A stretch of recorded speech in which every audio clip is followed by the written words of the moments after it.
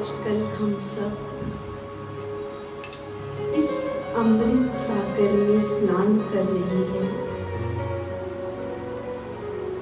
आज तीसरा अध्याय, पहला श्लोक। अर्जुन ने कहा,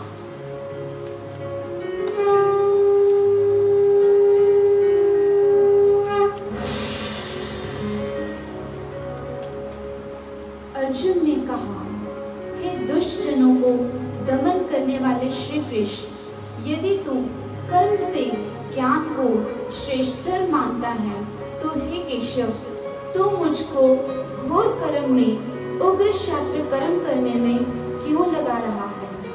यदि तेरी सम्मति में कर्तव्य कर्म करने से ज्ञान कर्म त्याग अधिक अच्छा है तो तू मुझे उत्तेजना देकर कर्म करने के लिए क्यों प्रेरित कर रहा है? कर्म और ज्ञान की प्रशंसा की मिली जुली बातों से तू मेरी बुद्धि को मानो मोह रहा है, उलझन में डाल रहा है। इसलिए ज्ञान और कर्म में जो उत्तम है वह एक निश्चय करके तुम कहो, जिससे मैं कल्याण को प्राप्त कर पाऊं। श्री भगवान ने कहा, हे अपने मन के संदेह को ना छिपाने वाले निष्पाप अर्जुन, सरल निष्कपट भक्त, इस लोक में दो प्रकार की मोक्ष मार्ग की धारणा मैंने प्राचीन काल में कही थी। पहले मैंने दो प्रकार का मोक्ष मार्ग का निश्चय इस लोक में लोगों को बताया था। उनमें से सांख्यों तत्व ज्ञानियों के ज्ञान से और योगियों के कर्म योग से धारणा बताई थी। निष्ठा निश्चय को धारणा को कहा करते हैं। अंतःकरण को शुद्ध करके आत्मा परमात्मा के स्वरूप को चिंतन मनन और निश्चय करते हुए ब्रह्म में लीन हो जाना ज्ञान योगियों की निष्ठा है। और अपने सब कर्तव्य समभाव से निष्कामता से करते हुए तथा परमेश्वर की पतित पावनी भक्ति से परमात्मा में लीनता लाभ करना कर्म योगियों की निष्ठा है। पहले तो एक ही उद्देश्य को पहुंचने के ये दो मार्ग थे जो अधिकारी को देखकर बताए जाते थे, परंतु काल के फेर से पीछे ये दोनों मत माने जाने लगे, जिससे अनेक विद्वान ज्ञान मार्ग में उलझकर कर्म योग की निंदा करने लग गए थे। वे स्वाभाविक और नियत कर्मों के करने में पाप और बंध की व्यर्थ कल्पना किया करते थे और कर्तव्य कर्म को त्याग देने का उपदेश देने लग जाते थे। ऐसे कोरे ज्ञानवाद की असारता को श्री महाराज ने अगले श्लोक में स्पष्ट शब्दों में दर्शाया है। इतना जीवन का उत्तम ज्ञान देने वाले योगेश्वर श्री कृष्ण, क्या ये ज्ञान कुछ ही समय में शिष्य की ऐसी अवस्था है कि वो इसे ग्रहण कर पाए? संभव ही नहीं है। इसीलिए शिष्य के मन में दुविधा आ रही है। गुरु से कह रहे हैं, कभी आप कर्म को श्रेष्ठ बता रहे हैं और कभी ज्ञान को। ऐसे तो मेरी बुद्धि दुविधा में पड़ गई है। यदि ज्ञान ही श्रेष्ठ है तो फिर आप मुझे कर्म करने के लिए प्रेरित क्यों कर रहे हैं? कृपया मुझे अच्छे से भली प्रकार समझाइए कि दोनों में से कौन सा मार्ग श्रेष्ठ है। तो गुरु कह रहे हैं, हे अर्जुन, ये दोनों ही मार्ग, ज्ञान का मार्ग और कर्म का मार्ग, ये बहुत प्राचीन काल से ये जो दोनों मोक्ष को देने वाले मार्ग हैं, जिन पर चलकर मानव अपनी सद्गति को पा सकता है, ये दोनों ही पात्र देखकर बताए जाते थे प्राचीन काल से। जो ज्ञान का मार्ग है, देखिए यहाँ जो ज्ञान मार्ग की व्याख्या की जा रही है, जो वर्णन किया जा रहा है, उसको हम संन्यास का मार्ग समझकर चलेंगे। यहाँ ज्ञान से तात्पर्य संन्यास मार्ग से है, और कर्म योग का जो मार्ग है,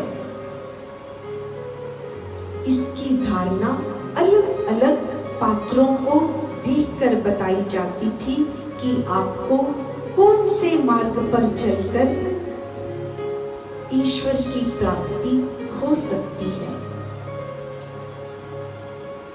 इसमें से जो संन्यास का मार्ग है, लिखा है अंतःकरण को शुद्ध करके, जब आपके अंदर की सभी वासनाएं, सभी जो मन की मैल है आत्मा पर चढ़ी हुई, वो शुद्ध हो जाती थी।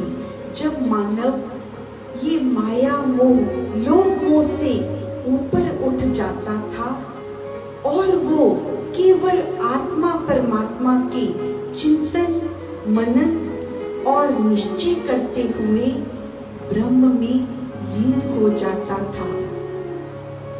इससे सन्यासियों को ईश्वर की प्राप्ति होती थी।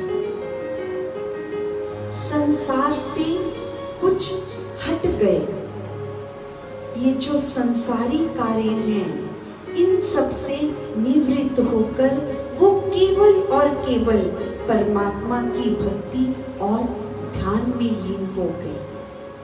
एक ये मार्ग है, और दूसरा अपने सब कर्तव्य, जितने हम जैसे लोग संसार में रहते हैं, गृहस्थी हैं, व्यापारी हैं, जीविका चलाने के कोई ना कोई साधन करते हैं, ऐसे संसारी लोगों के लिए सब कर्तव्य समभाव से, निष्कामता से करते हुए परमेश्वर की पतित पावनी भक्ति से परमात्मा में लीनता लाभ करना, ये हम कर्म योगियों को बताया जाता था। अपने सब संसार के कर्म करते हुए, अपनी गृहस्थी चलाते हुए, व्यापार चलाते हुए, अपने समाज के सभी कार्य करते हुए, उस परमेश्वर की भक्ति मन से करते हुए हम परमात्मा की ओर बढ़ सकते हैं। लेकिन बहुत सुंदर बात, एक ही उद्देश्य को पहुंचने के ये दोनों मार्ग थे। कैसे? एक ही उद्देश्य को पहुंचने के ये दोनों मार्ग थे, क्योंकि हमारी जो समाज की जो व्यवस्था थी, वो इस प्रकार की जाती थी कि हर मानव को अपनी आयु के इतने वर्ष इस कार्य में व्यतीत करने हैं, इतनी आयु गृहस्थी चलानी है, इसके पश्चात आपको इस संसार से थोड़ा थोड़ा हटकर, जिसको वानप्रस्थाश्रम कहा गया, उसके पश्चात संन्यास आश्रम। तो एक ही मानव अपने जीवन में ये दोनों धाराओं में बहता हुआ, इन दोनों मार्गों पर चलता हुआ संसार के कार्य करने का इतना नियत समय, उसके पश्चात आपको संन्यास आश्रम में चले जाना है। तो ये दोनों ही व्यवस्थाएं समय के अनुसार मानव को बताई गई थी। लेकिन पीछे ये दोनों मत माने जाने लगे और अनेक विद्वान ज्ञानवाद में उलझकर कर्मयोग की निंदा करने लग गए। समाज कुछ पथ भ्रष्ट हो गया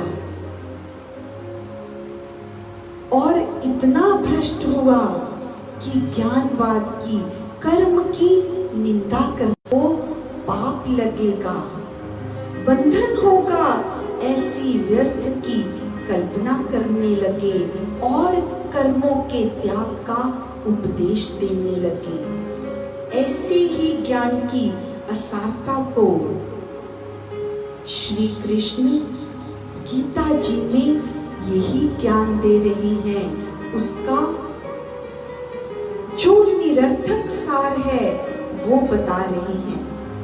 आगे चलेंगे। 6 नंबर श्लोक है।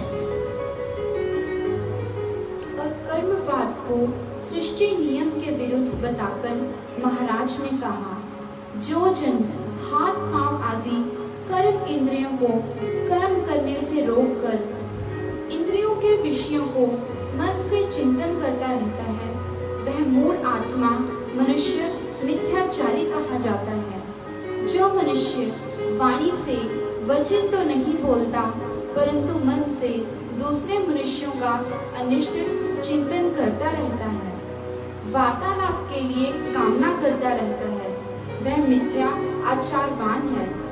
जो मनुष्य हाथों और पैरों का हिलाना रोककर आसन मारे बैठा रहता है परंतु हाथों और पैरों के कामों का चिंतन करता रहता है, चलकर ग्रहण करके विषयों के देखने सुनने और चखने आदि को चिंतन किया करता है, उसका ऊपर का कर्म त्याग निरा दिखावा और बड़ा दम ही है।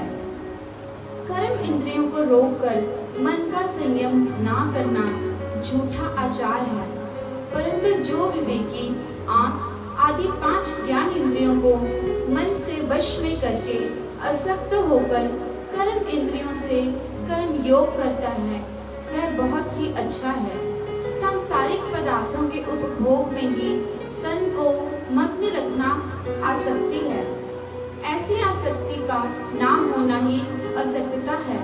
हे अर्जुन, तू नियत स्वभाव सिद्ध आवश्यक कर्म कर। निश्चय से ना करने से कर्म करना बहुत उत्तम है और कर्म ना करने से तेरे शरीर का व्यवहार भी नहीं चल सकता।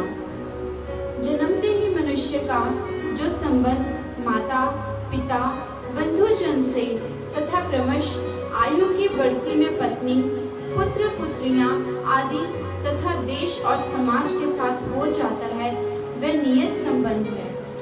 उनकी और जो कर्तव्य होता है वह नियत कर्म है। ऐसे ही ज्ञान की वृद्धि करना और सेवा उपकार आदि करना भी नियत कर्म है।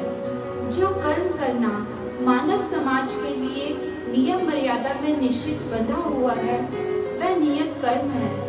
वह कर्म करना धर्म है। कर्म किए बिना तो शरीर की खान पान श्वास प्रश्वास आदि यात्रा भी नहीं निभ सकती। कर्तव्य कर्मों का त्याग जो लोग कहा करते हैं उनका यह मत है कि जो भी क्रिया की जाती है उसका संस्कार कर्ता के अंतःकरण पर पड़ जाता है। वह संस्कार ही कर्मों का बंधन है। उसी से जन्म जन्मांतर होता रहता है। मोक्ष बंधन नाश से मिलता है। इसलिए मोक्ष चाहने वाले को कर्म का करना छोड़ देना चाहिए, जिससे वह कर्म बंधन से बचा रहे। इस पर महाराज ने कहा, हे कुंती पुत्र, यज्ञ से भिन्न प्रयोजन के लिए किए गए कर्मों से इस लोक में बंधन होता है। स्वार्थ और स्वर्ग सुख के उद्देश्य से किए हुए कर्म मनुष्य को बांधा करते हैं। इसलिए कर्मों के फलों के संग से रहित होकर तो उस यज्ञ के लिए कर्म भली प्रकार कर दान पुण्य सेवा उपकार समाज सुधार दीनहीन जन रक्षा और पालन आदि सभी कर्म यज्ञ कहे गए हैं। ज्ञान ध्यान आराधन स्मरण भी यज्ञ है। अपने सब कर्म भगवान को समर्पण करके उनके करने में अपना अहंकार ना रखकर नियत कर्म करते रहना यज्ञ के लिए कर्म करना कहा जाता है। ऐसे यज्ञ के लिए किया हुआ कर्म बंधन ना बनकर कर्ता के परम कल्याण का कारण कहा गया है। कर्मों का करना ईश्वरीय नियम है। इस पर भगवान ने कहा, पहले काल में यज्ञ के सहित प्रजाओं को उत्पन्न करके प्रजापति ने सबके ईश्वर ने कहा, तुम इस यज्ञ से बढ़ो, यह तुमको मनचाहा फल देने वाला है। यह यज्ञ तुम्हारी मनोवांछित कामनाएं पूर्ण करे। यह सारी सृष्टि आदान बलिदान के नियम के साथ रची गई है। प्राणी जगत के जीवन का परस्पर बड़ा भारी संबंध है। यदि विचार की दृष्टि से देखा जाए तो यह प्रतीत होता है कि यह जगत एक महान यज्ञ का स्थान है। इसमें एक वस्तु दूसरी के लिए बलिदान बन रही है। सूर्य अपनी किरणों से भूमि के कुंड में रात दिन अपने तेज की हवा डालना रहता है। आकाश आठों पहर तेज को लाकर पवन का विस्तार करके और वर्षा की घृत धारा सींचकर पृथ्वी सहित सब प्राणियों की पालना करता रहता है। भूमि वनस्पति वर्ग को अपनी देह दान देकर पालती है। वनस्पतियां अपने प्राणों सहित शरीरों को अर्पण करके जलचर, स्थलचर और खेचर प्राणियों का पालन करती है। यह स्वाभाविक नियम में यज्ञ हो रहा है। इसी प्रकार एक मनुष्य दूसरे के आश्रित है। परिवार, जन समाज, देश और जाति भी बलिदान के बल पर निर्भर करते हैं। स्वार्थ को त्याग कर परहित में तत्पर होना यह ईश्वरकृत नियम है। ईश्वर का आशीर्वाद है कि हे मनुष्यों, तुम यज्ञ ही से फूलते फलते रहो। प्रजापति ने फिर कहा, इस यज्ञ से तुम देवों का पालन पोषण करो और वे देव तुम्हारा पालन करें। इस प्रकार एक दूसरे को पोषण करते हुए तुम परम कल्याण को पाओगे। पृथ्वी, पानी और पवन आदि देवों को स्वच्छ रखने से, वनस्पतियों और पुष्पों के पालन पोषण से उनके द्वारा मनुष्य का अपना पोषण होता है। मनुष्य भी एक प्रकार से देव ही है। मानव समाज के पोषण से भी मनुष्यों का परस्पर पालन होता रहता है। जय श्री राम। गीत सुनेंगे।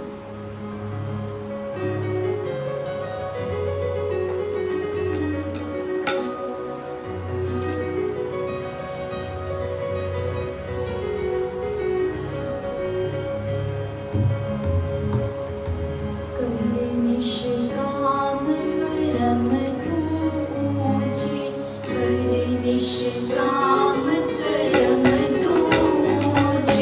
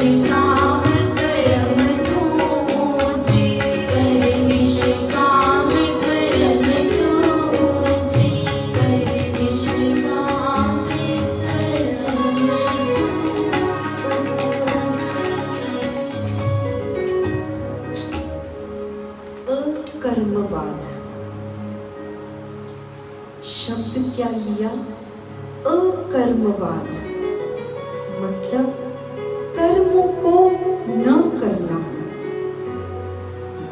ऐसा संभव है किसी के लिए भी कर्मों को न करना? भगवान कृष्ण कह रहे हैं ये केवल कोरी कल्पना मात्र है ये शब्द, क्योंकि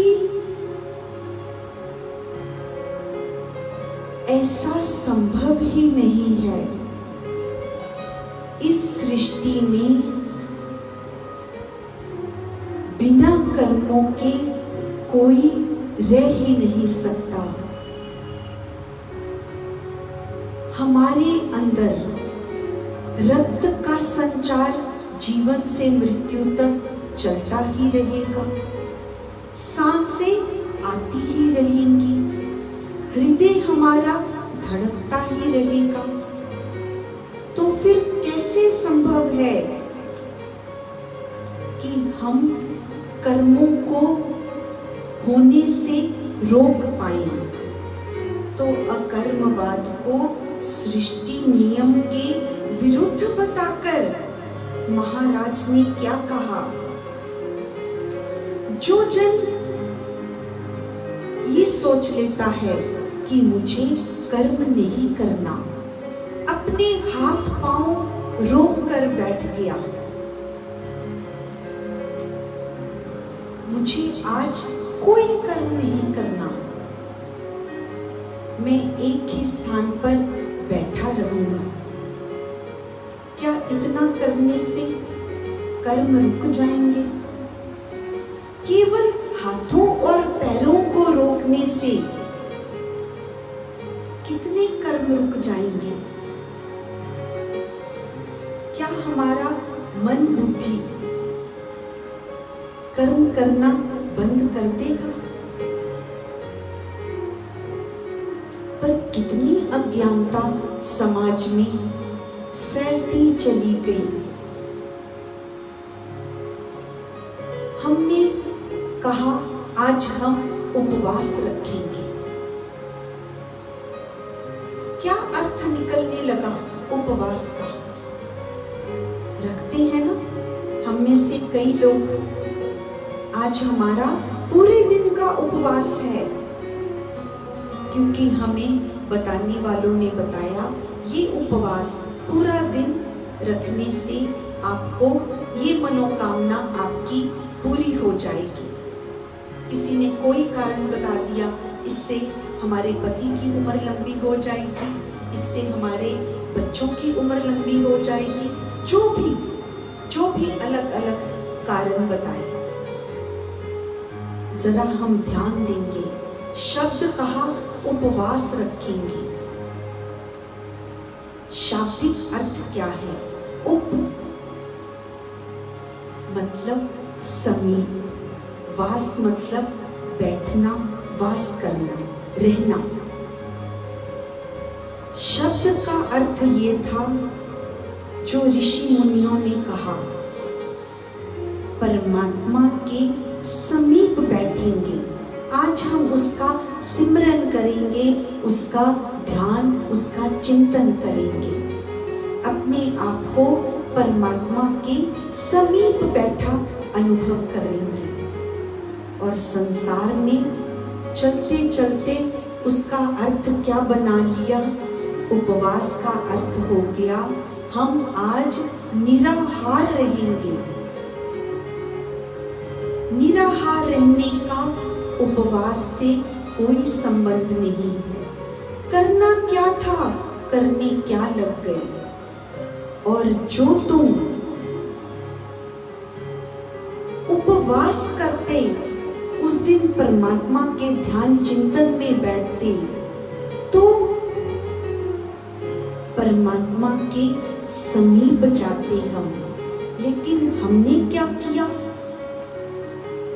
निराहार रहकर, लिखते हैं, जो हाथ पांव इंद्रियों को रोककर इंद्रियों के विषयों को मन से चिंतन करता रहता है, जिस दिन तुम निराहार बैठे हो तो पूरा समय हमारे मन में किस बात का चिंतन चलता रहता है?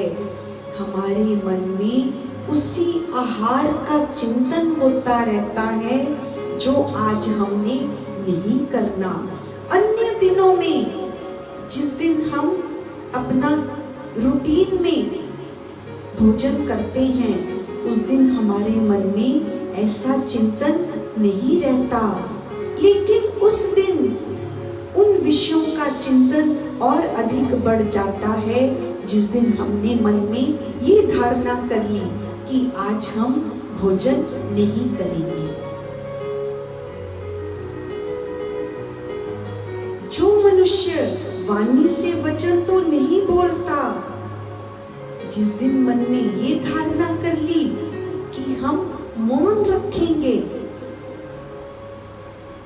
उस दिन मन से और अधिक बात करने लग जाते हैं, क्योंकि अपने जीवा को जबरन हमने रोक रखा है। जीवा से उस दिन नहीं बोलना, लेकिन मन से और अधिक बातें करने लग जाते हैं। उन बातों का चिंतन और अधिक आ जाता है। क्यों? क्योंकि उसको रोक रखा है। जो तो हम वो बात कह देते समय पे तो वो हमारे अंदर से निकल जाती, लेकिन अपने मुख से नहीं निकाला, इसलिए वो उस दिन अंदर और अधिक घूमती जा रही है। ये कर्म त्याग नहीं है, ये परमात्मा का मार्ग नहीं है। मनुष्य हाथों और पैरों का हिलाना रोककर आसन मारे बैठा है, परंतु हाथों और पैरों के कामों का चिंतन करता रहता है। तो ये कर्म त्याग मेरा दिखावा है, ये झूठा आचार है। परंतु विवेकी क्या करता है? वो आंख आदि 5 ज्ञान इंद्रियों को मन से वश करके असक्त होकर कर्म इंद्रियों से कर्म योग करता है। वो वश में करके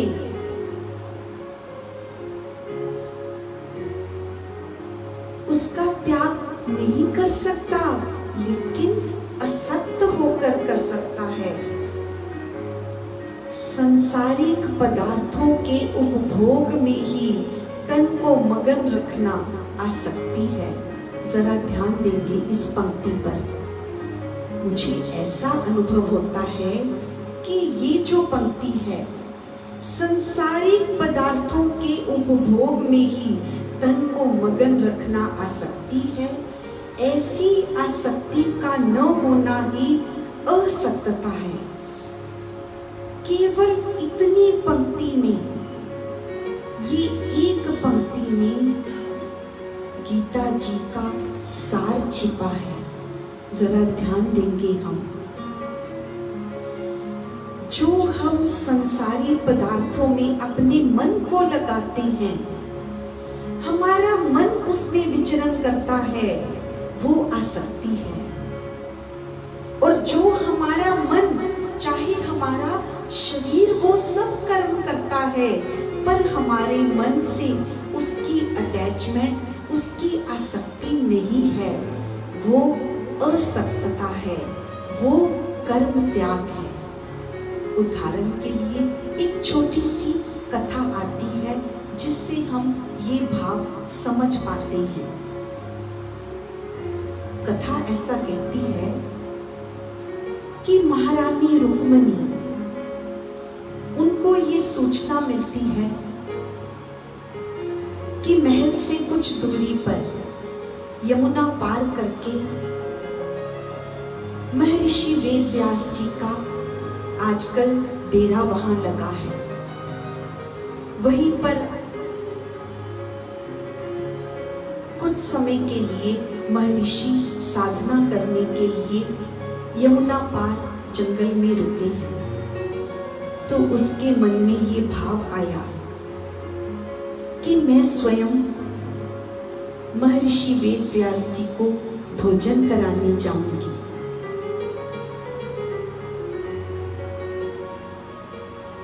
तो चल पड़े, भगवान कृष्ण को अपनी इच्छा बताई और उनकी आज्ञा से भोजन कराने के लिए चल पड़े।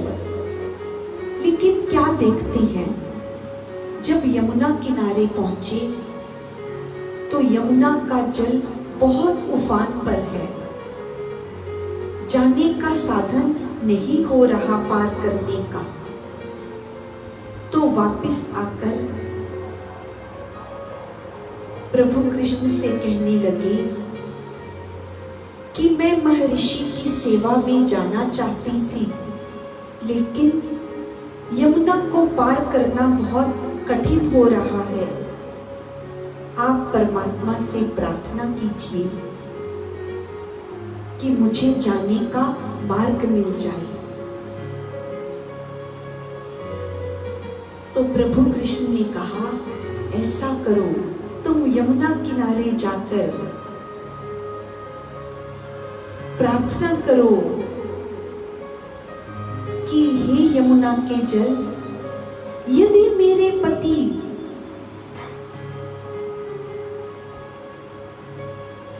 योगी हैं, उन्होंने कभी भोग नहीं किया, तो आप मुझे मार्ग दे दें। बड़ा आश्चर्य, अरे कभी भोग नहीं किया, इतनी पत्नियां हैं, इतने बच्चे हैं और कहते हैं मैंने कभी भोग नहीं किया।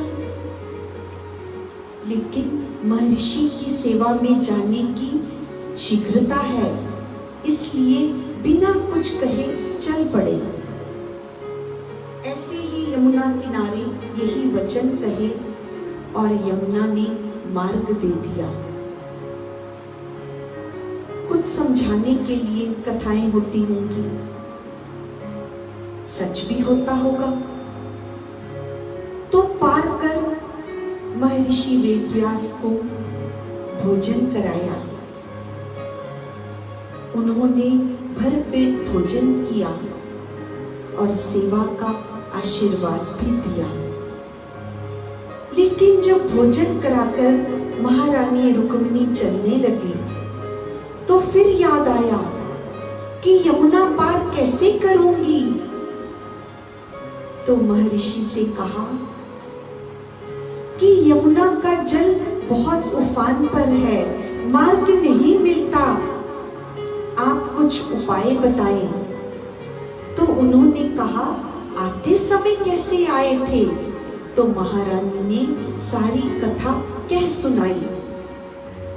तो वेद व्यास जी ने कहा, ठीक है, यदि ऐसी ही मार्ग मिला था तो तुम इस दफा जाकर कह देना कि यदि महर्षि वेद व्यास निराहार हैं तो आप मुझे मार्ग दें।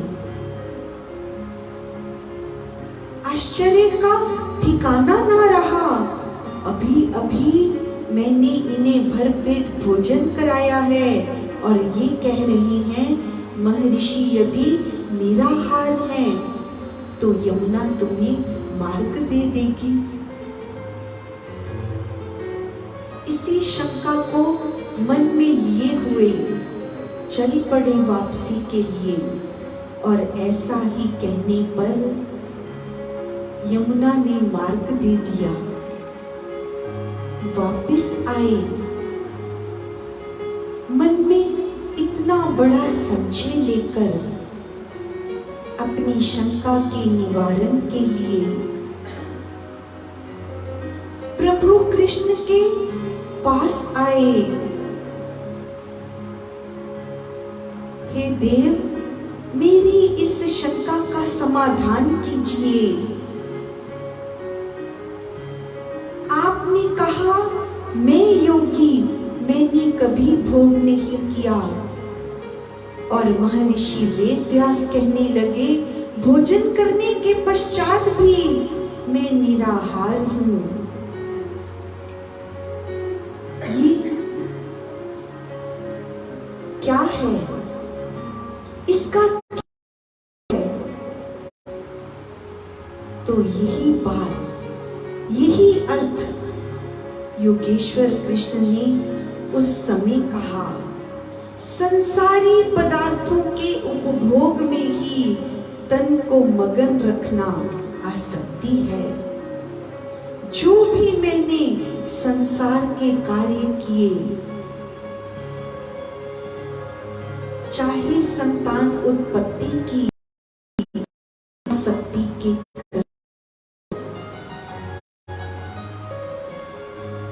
और जिसमें आसक्ति नहीं होती वही योग है, वही कर्म त्याग है, यही निष्काम कर्म है, यही असक्तता है। यही पूरे गीता ज्ञान का सार है। सभी कर्म करते चलो। एक श्लोक और करेंगे।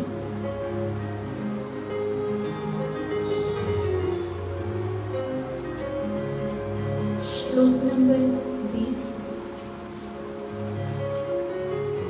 आत्मा में स्थित मनुष्य जिस भावना से कर्म करता है उसका निरूपण करके भगवान ने कहा, बड़े प्रताप वाले ऐश्वर्यशाली जनक आदि राजा निश्चय से कर्म से ही उत्तम सिद्धि को, परम पद को पा गए थे। मनुष्य समाज का संग्रह, जनता का संगठन तथा भलाई देखते हुए भी तुझको कर्म करना ही चाहिए। जनक, नहुष, मानधाता आदि सभी कर्तव्य पालन से ही सिद्धि को प्राप्त कर पाए थे। तू उनसे कोई अधिक ज्ञानी नहीं है जो कर्म त्याग पर बल दे रहा है। तू भी शिष्ट परंपरा पर चलकर कर्म जाति की बड़ी भारी हानि हो और समाज का बड़ा अनिष्ट हो जाए। इसलिए शिष्ट पद्धति के अनुसार तथा लोक संग्रह की दृष्टि से तुझे कर्म करना ही चाहिए। जो जो शुभ अशुभ कर्म श्रेष्ठ जन करता है वही कर्म दूसरे लोग करने लग जाते हैं। साधारण जन तो बड़े मनुष्यों का ही अनुकरण किया करते हैं। वह बड़ा मनुष्य जो उदाहरण उपस्थित करता है अथवा जो नियम धर्म प्रमाण रूप से मान लेता है, जनता उसी का अनुसरण करने लग जाती है। जाति और धर्म के नेताओं का जीवन लोगों के लिए उदाहरण हुआ करता है। वे समाज की संपत्ति हुआ करते हैं। लोग उन्हीं के पीछे चलते हैं।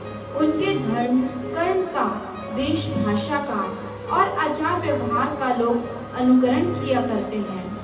इस कारण अपने उत्तरदायित्व को समझकर श्रेष्ठ जन को कर्तव्य कर्म का ही आदर्श उपस्थित करना उचित है। जय श्री राम। जय श्री राम।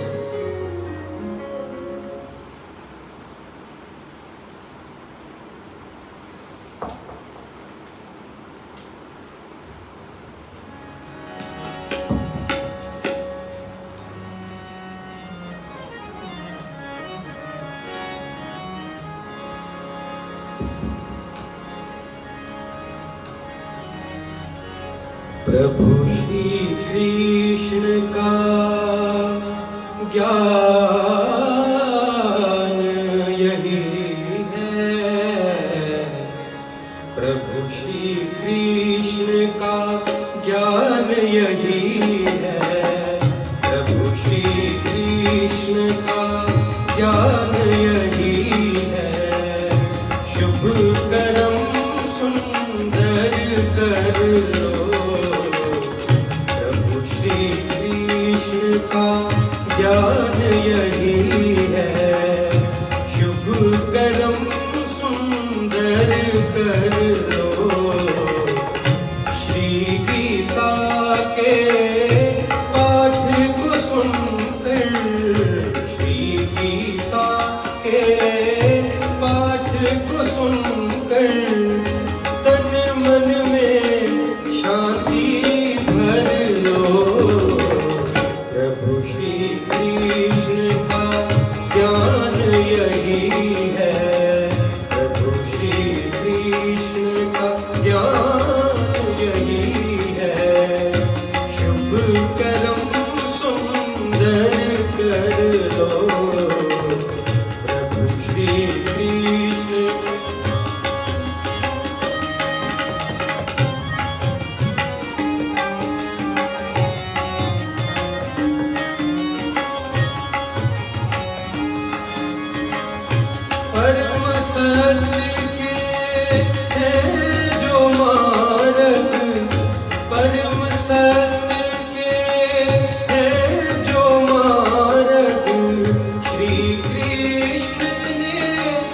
बतलाए, श्री कृष्ण ने बतलाए। कर्म फलों का त्याग है करना, कर्म फलों का त्याग है करना। निष्काम कर्म सदा कर लो, प्रभु श्री कृष्ण का ज्ञान यही है। शुभ कर्म सुंदर कर लो, प्रभु श्री कृष्ण का ज्ञान यही है।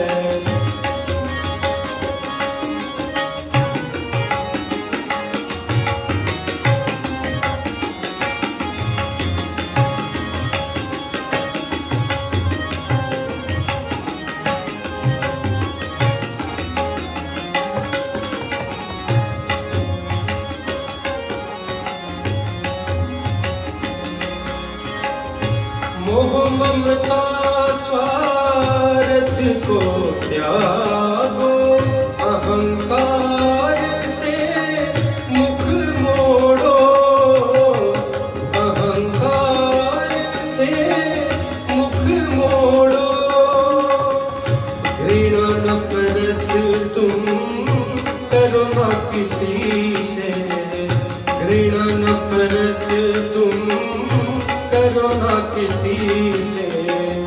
सबसे प्रेम प्यार कर लो, प्रभु श्री कृष्ण का ज्ञान यही है। प्रभु श्री कृष्ण का ज्ञान यही है। शुभ कर्म सुंदर कर लो, कृष्ण का ज्ञान यही है।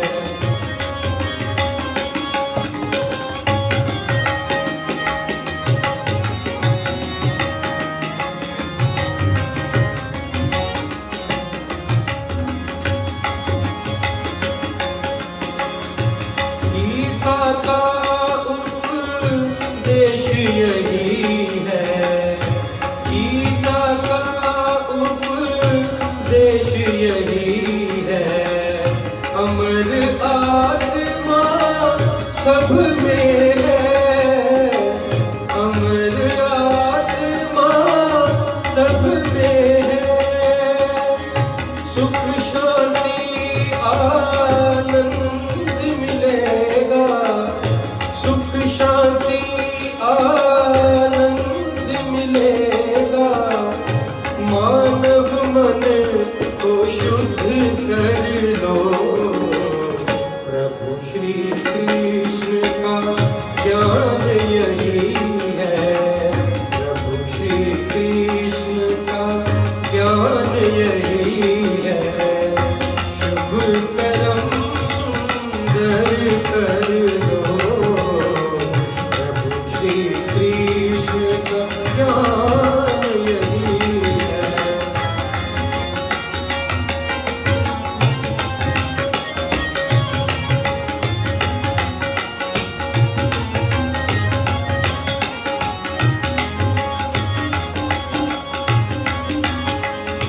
अंश सनातन हो तुम उसके, अंश सनातन हो तुम उसके।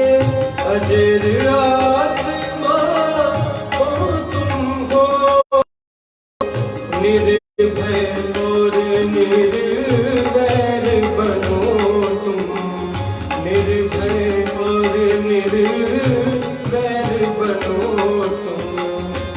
बन निष्काम सेवा कर लो, प्रभु श्री कृष्ण का ज्ञान यही है। प्रभु श्री कृष्ण का ज्ञान यही। तन मन में शांति भर लो, श्री गीता का ज्ञान यही है। प्रभु श्री कृष्ण का ज्ञान श्री कृष्ण का